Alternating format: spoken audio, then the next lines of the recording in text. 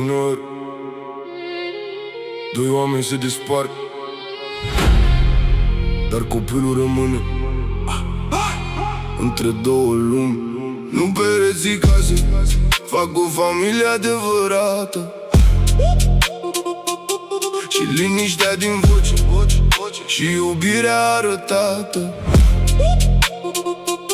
Că atunci când părinții uită pentru ce-au luptat, copilul duce războaie pe care nu le-a început niciodată. Copiii nu înțeleg de ce tata nu mai vine, de ce mama plânge noaptea și spune că va fi bine. Ei doar simt tăcerea care umple fiecare cameră, cum iubirea dispare încet și casa nu mai seamănă. Se prefac puternici, dar își pierd liniștea, că un copil vede tot, chiar dacă nu vorbește despre asta. Își învinovățe sufletul pentru greșeli de oameni mari și cresc prea devreme printre orgolii și plecări. Și poate doi adulți pot merge mai departe, dar copilul poartă ani ce s-a rupt într-o noapte. Nu pereții case, fac o familie adevărată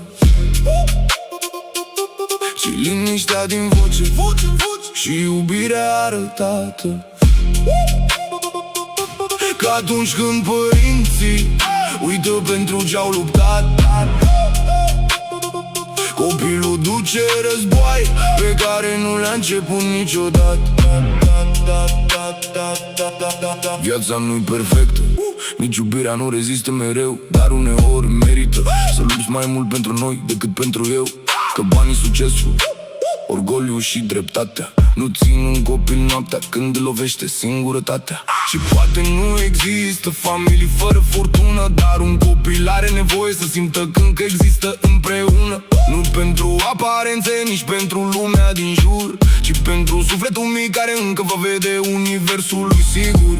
Că uneori cea mai mare durere nu e despărțirea, ci copilul care învață prea devreme cum arată lipsa iubirii.